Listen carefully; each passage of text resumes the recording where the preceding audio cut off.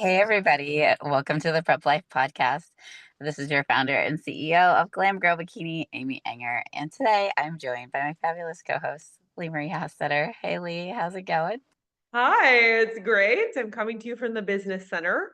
And I'm coming to you live from my studio in my car. Love This will it. be my last one, though.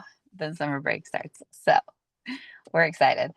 Okay, so we've got our podcast over how to make, a living in this business. And coming from somebody that's been doing this since 2011, it's an expensive sport. So over the years, I mean, you kind of have to figure out, how to make this work. I think for the most part, most pros, a lot of them aren't just doing bodybuilding. There's only a select few. So we'll kind of Yeah. talk about some different revenue streams that you can have or how to kind of mitigate, or I guess try to cover some of the costs when it comes to competing, and making money in the sport. Do you have any thoughts before we kind of kick off? Yeah, I would Okay. just say when you look at the pros, like the Olympia and like the best and the best of the world and bikini pros, I think we glamorize it so much and we think they live the high lifestyles and all this. And don't think that, oh my gosh, sorry. Your power went out. Wow, my lights go out. Okay, I If you're might watching on be YouTube. doing If you're watching on YouTube, the lights just went off, so I might be doing some big hand motions to keep those on today. But I was Oh, because thinking it's a like motion sensor. it's a motion sensor like that so yeah, so the pros don't think that becoming a bodybuilding pro is going to make you rich, bring a lot of money. There is very little money in winning shows, even if you are winning shows, and compared to the cost, it's not going to make you rich and famous. It might make you a little bit famous, but most of those people that we know, like the Miss Olympias and all the pros, we know about them because they're good at their social media and they're Yeah. good like all these things that we're going to talk about today. And it's not just from being a bodybuilder. And so, Yeah. You really have to make your brand. And I think, a lot of them will monetize from just their following. And yes, like getting Miss Olympia or Miss Bikini International, that will bring you a pretty big following. But we also see some pros that, they're top pros, but they're just not very active on social media. They don't have like a huge following. So let's talk about, one of the first ways that I think a lot of coaches, when I think about, just like recent winners like Amy Delgado and Ashlyn Little, they are doing other businesses as far as just like either online coaching. So a lot of competitors do that as their number one. So whether it's, one-on-one posing or training and nutrition programs, any sort of app-based platforms using Trainerize or My PT Hub. In our case, we use, the client portal, that we've designed. But some of those things and then like challenges and whatnot can be one way that a lot of people, I think, in this industry kind of go about doing things. yeah, absolutely. So the second way is by making digital products. And I know that our current Miss Olympia, she has put out, Laura Leach Patos has put out some digital ebooks, like meal plans. I know she's put out workout guides, she's put out things like that, like things that she's become famous for. Like I know she's famous for her Hulk pancake and things like that. And it Hmm. for glutes. So like putting out things like a glute guide, something like that. We have a couple of those actually on the Glam Girl website. To toot our own horn, but Yeah. yeah, we have some, and those like meal plans, workout guides, things like that. Obviously, they're not as high level as a one-on-one coach, but if you're looking to, kind of dip your toes in or have like a workout plan to go into the gym, for a building phase or something like that is really good, especially when it's written by a bikini coach. specific for bikini or for wellness or for a figure or whatever you're looking for. And then video courses, posing tutorials, mindset, stage presence, things like that. And then downloadable templates like macros tracker, or like a training logbook. So being able to create those and have a platform to sell those online is a great way to make some income. Yeah, and so there was a time where I just was a pain point for my own clients where I just wanted to have a guide, a visual guide of for posing. And, we kind of refer to different phrases like the Angelica, the peek over the shoulder, the model pose, all these different things. And I just thought one day I really did it for just to add value to like our glam grow community to have a free resource. And our resources is we have a bunch of resources in our portal, and then I was like, "You know what?" I'm like, "Maybe other people would want something like this." And it's funny because I've sold I still am selling our posing handbook. Mhm. Um, I mean, I just sold one like a couple like the other day from different states around the country, and I mean, it's only $30, so it is on our website if you are interested. It's just like a little PDF, but it kind of gives you like stretches and stuff like that. So, um, I mean, that's one way to just do like a passive income where you don't really like you put in the work up front and then it maybe keeps rewarding. But I mean, I wouldn't rely on that as a standard like stream of revenue unless you're doing something like Phoebe Hagen does, where she has like the posing portal and Mhm. things like that. Number So three would, oh, yeah, go ahead. I was just gonna say a tip on that. If you do create some programs, using your social media to consistently promote those will help. Hmm. Yeah. Like, because you're always gonna get new people following following you. And if you're watching on YouTube, my lights just went out again. I'm so sorry. Following you or checking you out, seeing you on their explore page or something like that. So just staying like on top of talking about those and stuff like that would help too. But number three. Yeah. So affiliate marketing, and a lot of brands do this as having you as a partnership. Again, you're not going to make a lot of money doing it. You may make 5% of a sale, which is very typical. Maybe you'll get like a 20% off discount code if someone uses it, but you get like 3 to 5%, pretty standard. I know like Shoe Fairy does that, Angel Competition Bikinis does that. Um, you know, supplement companies do that, and I know with us like First Form and clothing and things like that. So I think the biggest thing with this one that people need to remember is that you have to really believe in that brand and represent them. I know that, after years and years of using these companies' products, it was then that, and I'm not talking about just like an affiliate where anyone pretty much can sign up for that. But like if you're actually representing a brand where they're giving you like maybe a sponsorship, whether it be free suits, heels, supplements, clothing lines, and they're also giving you a commission. I think it's one of those things that you have to create that relationship with them.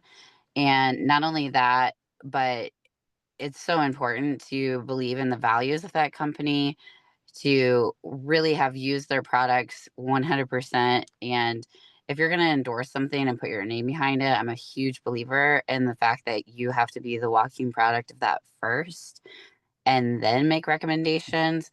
So I think, if you have people that, because I hate the word influencer, but you have people that you're impacting, and, like whether it be through coaching and they're your clients and you're trying to make them better, then whatever you're recommending, you need to be true to your word. And that needs to be something like you need to be walking the walk in the fact that you believe in those products first before you're recommending them to others. And I find that it comes out in the wash really fast if you're just kind of promoting. I'll see some people, like influencers, their supplement brand changes every couple of, Mhm. 6 months and things like that. And it's kind of like, well, were you really like, I mean, are you kind of just jumping ship to the next hottest thing or whatever is paying you the most? Mhm. So that's where I feel like, especially if you have to create content for them as a deliverable, that's where it's really like it needs to be natural. It shouldn't be forced. Everything should be a win-win when it comes to sales. You should never, um, like come across as being salesy. Like you're just sharing, like, hey, this for me, and hopefully it can help you or whatever the case may be. Do you have any thoughts on that to add? Yeah. Yeah, I think like whenever you say that you hate the word influencer, I always just think about relationship, especially for most of our listeners and you and me too. We're not probably ever, I mean, I don't know. I'm not saying this is not going to happen, but if we are never like Miss Bikini Olympia, right? The way that we're going to reach people is by building relationship and trust online. And so sharing a lot of your own journey, your prep journey, like when you do your prep files on your stories and when I share my day on my stories, it's like you are building a relationship with your followers. And the more real that you can be and the more interactions you can have and relationship you can build, and then maybe meet them at shows and things like that. And the more like you can make yourself relatable and then also really care about your followers and build that relationship, it really is more grassroots than we think. We don't always have to think big picture, just think one person at a time. And I know that we at Glam Girl, we both work with First Form, and that's a company that I love their values. And one of their main things that they want people to focus on is just one person at a time and reaching one person and sharing about my experience to you and which supplements might help you on your journey or which whatever it might be, whether it's their training app or whatever. And so to have that focus and focus more on less on being an influencer and monetizing through that, because most of us won't have the opportunity to build a huge platform just from success.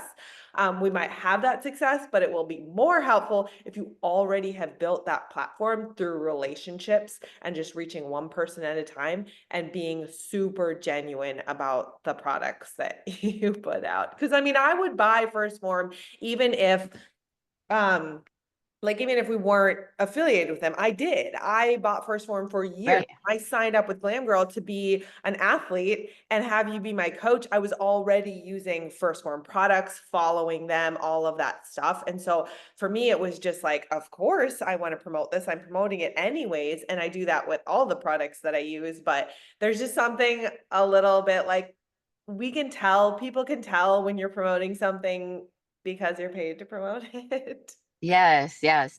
I mean, it's like with the shoe fairy.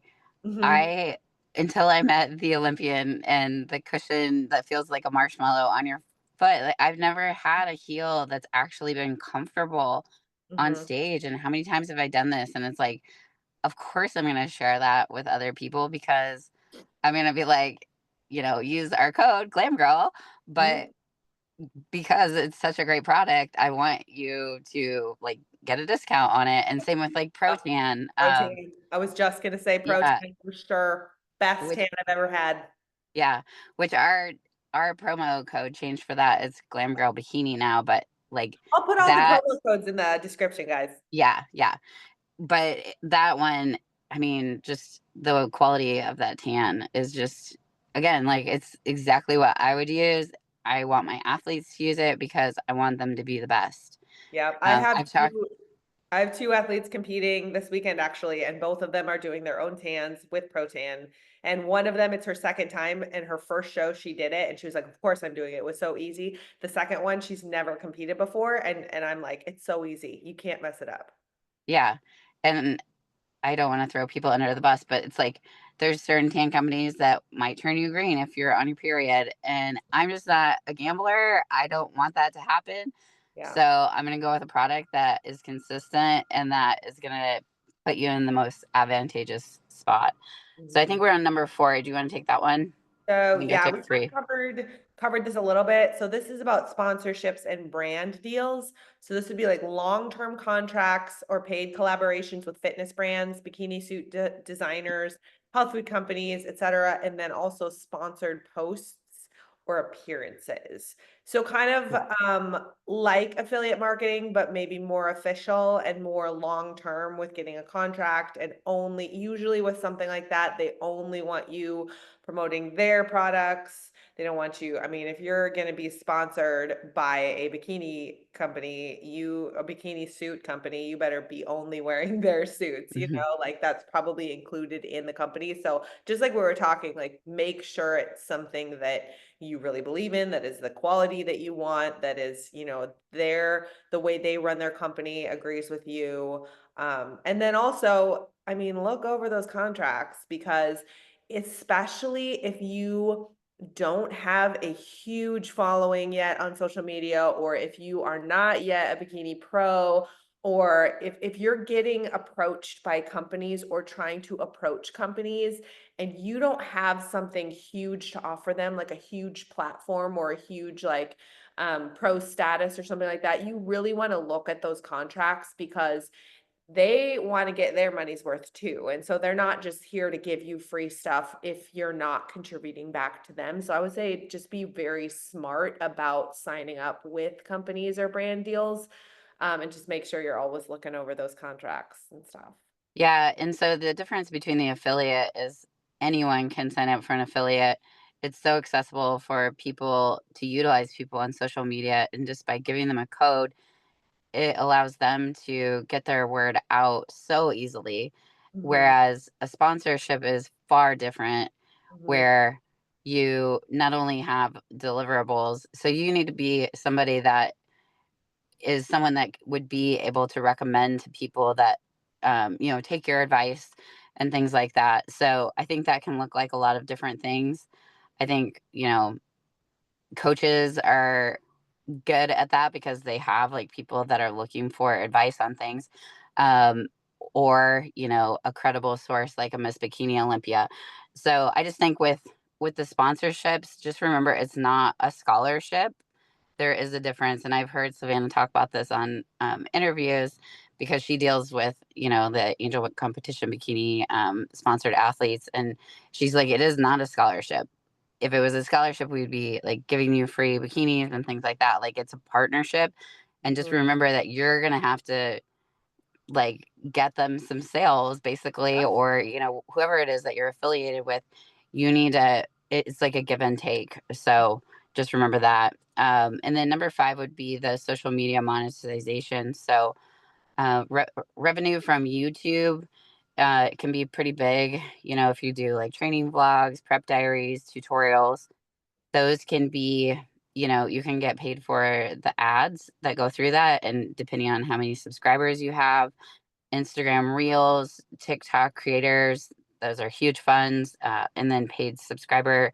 So if you, again, are verified on Instagram or whatever, you have, like a revenue stream where you have so many followers that they're paying you per post. And I mean, I won't go too far into the weeds with this, but I know specifically for Instagram, like depending on if you have like 10K to 50K followers, you get like 100 to 500 per post. Whereas if you have 50K to a million followers, you could get upwards of 3,000 to 10,000 per post.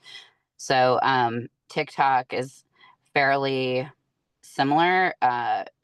The low end of TikTok is more like $50 versus 100 with Instagram, and then their low end of like the higher follower content is like 2,000.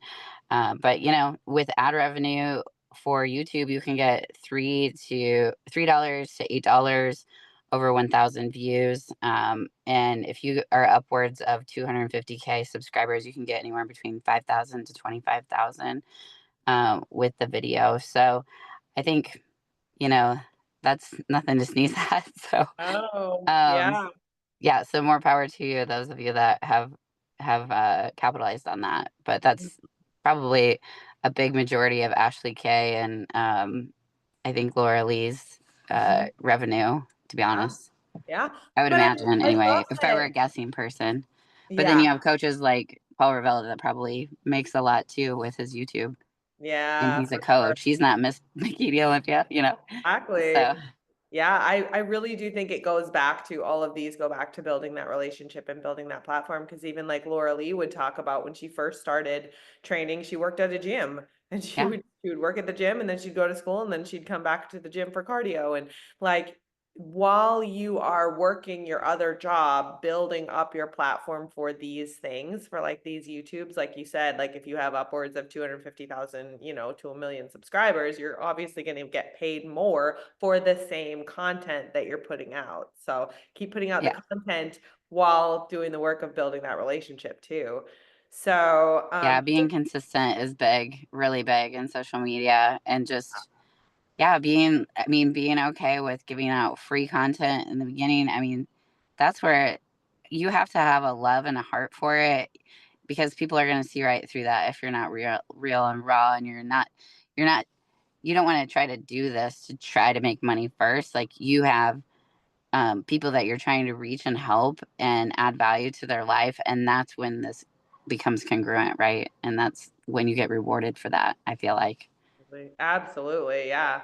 And then on to number 6, merchandise and apparel. So if you're a company, obviously selling branded apparel, like shout out,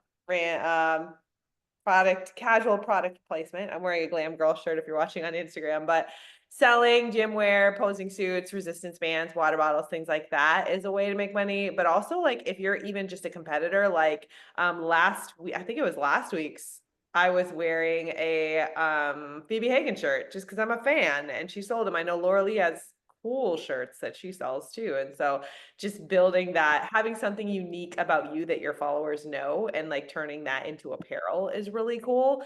But then also collaborating on limited edition collections with apparel brands. Very cool. And also usually you get free cool stuff too. So Yeah, and a lot of those too are for sure like you have deliverables. You have a contract where you have to yeah. post so many times on your story and stuff. And you just got to be careful because I think a lot of people will stop following you if just all of your posts are about different brands that you're representing. And then again, it becomes genuine, right? Mhm. Number 7 would be posing workshops or any sort of posing that's offered virtually or in person. I know a lot of high level bikini competitors that's all they like to do is just posing. Like for example, Marissa just poses for us for our company at Glam Girl. Whereas we are prep coaches doing like the nutrition, the training side of it. So those opportunities are there. I know if you're good at what you do, that you can get fully booked just doing online posing sessions because I think it's a really big pain point in the industry. And I think a lot of people are starting to like really find value in, being ready with your presentation and how that can be really just as much of an art as it is like, designing someone's workout and nutrition. So, Absolutely, yeah. So then number 8 is speaking engagements and events. So doing fitness expos, women's empowering events, nutrition seminars, and then also having guest appearances at competitions or judging panels. I know one of your former clients who is now a wheelchair pro. Um, she has done a lot of guest posing. mhm, Charla. So like that would be yeah. something doing guest posing at if it's something you're kind of known for. For her, it's probably unique, her niche being a wheelchair pro because there's just so few of those. And so so having something unique about yourself, being able to do like a guest appearance at a competition or a guest posing thing or something like that, but then also doing fitness expos or events where you speak or Yeah, working booths. Mhm. So I was a promoter in Indiana for about 5 years, and I would pay a fitness pro to do her routine at the like at the night show, and then we actually got Brandon Hendrickson one year, which was really cool. He's Mr. Olympia, formerly. Several times, I think, Mr. International too, men's physique. But he did some guest posing and we paid him. It's not much, uh, but like as a promoter, you kind of like have to pay for their travel, their hotel, and then like a small fee. So they're not making a ton of money, but it's something. Uh, Mhm. So other things that a lot of people do are just like modeling, photo shoots. So sometimes you'll have to pay for those as an amateur as you're going through the ranks, but at a certain point, brands could ask for, videos, social media content, photos, things like that. If you're, doing work for companies, they may have you do that as part of, like, maybe if they're your sponsor, or, just cash in Mhm. general. So, Mhm. Yeah, so 10, I love this one. Comp prep and team building. So creating competitive team or brand like names. I think this goes back to being a prep coach, but like we are prep coaches under the Glam Girl Bikini team. And so building that team environment, like the Glam Girl team, you can do things like have team camps, retreats, group posing sessions. I know we do retreats, we do seminars with our Glam Girl team, and they come from all over the country to go to these events. But then also when we're doing team shows, we do group posing, and we all go to check-ins together, and we all wear our robes or our baseball tees to check-ins and things like that. And it helps build it just helps with the competitive like nature of the sport, because it's a very like solo sport, and it can be a very lonely sport. It's kind of just you. And so if you can build a team and make it into kind of a team sport, I think it makes it more fun. But yes, it is yeah. also a way to build your brand and make more money. Yeah. And I know that there's probably a lot of people that make money off of those things. I personally We have never made any money. I've probably lost a ton of money, but to me, the value of doing those things is more important. Mhm. So just getting that awareness out in the community, most of the time, it's a free seminar that we do, um, and things like that. And then like the retreats and stuff, I'm usually like in the hole, but I I don't really know that care feeling. because I would rather people get value out of it. Again, like what you give out, I feel like I have a passion for the sport, so obviously we all want to make money and things. But it's one of those things that I feel like over time, if you just continually add value to the community, like that always comes back tenfold.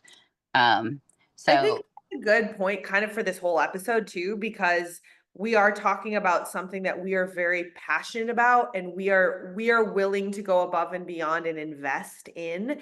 And so I think most of our listeners feel the same way about bodybuilding. Most of our listeners are not getting a career out of bodybuilding yet. And so by like we're not telling you trying to say like we're trying to make money off of this. No, we're passionate about this, and we want to be able to do this long term and reach the most people as possible. And in order to do that, here's some ways you can make money, kind of mhm, thing. And I think the team building aspect falls into that. for sure, yeah, yeah, because it can be a very lone wolf, isolating type of sport. Mhm. Number 11 is subscription communities. So a lot of people will do, especially alongside challenges and things like that.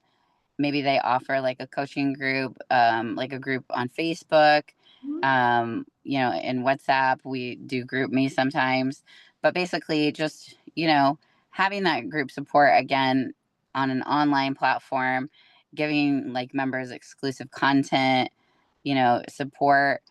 We have that as part of our team kind of baked in with our group me, because people will ask questions, like throw things out there, and it's like you get a community of people. It's an easy way to get a community of people that are all spread out over the country and the world, and they're all like-minded people kind of like in that same group chat. So whether you do it through a Facebook group, WhatsApp, whatever, group me, I think it's super important to do that and to include that in services. And then I think that adds a lot of value. Like every time we do a challenge, we have like a separate group for that challenge, or we do a team show, we do the same thing. But it's just like making sure that you have those subscription communities, would be a way to monetize, but it's also like just a good way to build, like brand and camaraderie and everything. So Yeah. So then 12 is a podcast or blog. So disclaimer, we do not monetize podcast. This is ad free.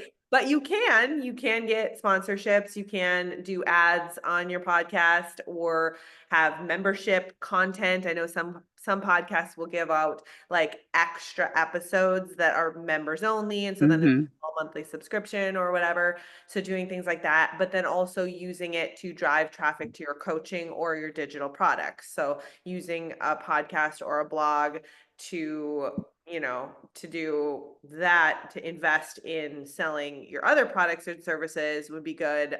Especially since usually, I mean, if you're on YouTube, I that's free, but like putting out a podcast does cost a little bit. And so it is an investment into your business. And so if you're not going to get monetized through ads on your podcast, using it to promote your other means of income can still make it a source of income.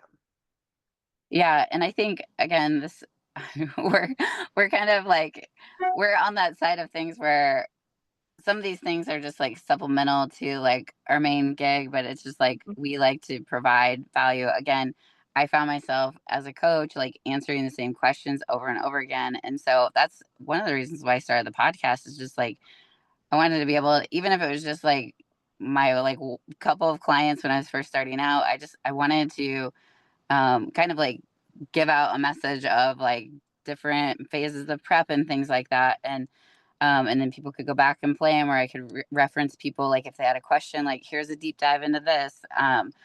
You know, so I think more of the story on that with the podcast is yes, we do not do ads or sponsorships. A lot of people do. I know like Phoebe and Lauren, they do Patreon where or Laura Lee, not Lauren. So they'll have like their free podcasts and then their Patreon members get to like ask them specific questions. And so they get to privately like they pay for that service and then they get like extra on top of that episode. I know that like I believe it's I know Celeste does some sort of one where it's I forget the name of it, but basically like you can kind of donate towards the podcast. I forget what that one's called, but I know that she does that where you can just like decide to like basically donate where it's not like really an ad. But I yeah. think like, just along those lines too, like our this podcast, I don't actually remember how I found it, but when I found it, I was a very new to bodybuilding. I just wanted to know about it, and I binge listened to all of your podcasts. And then I found out that, Glam Girl was local to me and I applied for coaching and all that. But if you guys are listening and this podcast has like helped you in any way and you want to post it and share it to your pages, just to help maybe somebody that doesn't really know about bodybuilding, but that is interested in it, that might want to go back and listen to those episodes because we've covered a lot of topics just since I joined, but you were podcasting for years before I was even on the podcast. And so then it helped me learn about bodybuilding and gave me the confidence to try it out for myself. And so somebody else that might be following you, listener, listening to this, might get like enjoy this content and get a lot of benefit from this free content. So if you guys want to help us out and post and share this every once in a while, maybe somebody that you know or that follows you, we kind of pay it back and pay it forward and all of those things and help each other out in the community. Well, I appreciate your kind words. That's so sweet of you. With that, we got to wrap things up. But if you would like to follow us on Instagram, you can follow us at Glam Girl Bikini, or um, you can follow us on Prep Life Podcast. If you enjoyed this episode, please leave us a note in the comments, or you can tag us on your story on Instagram. If you'd like coaching from either one of us, you can go to glamgirlbikini.com and hit the Get Started button. Thanks for listening, guys.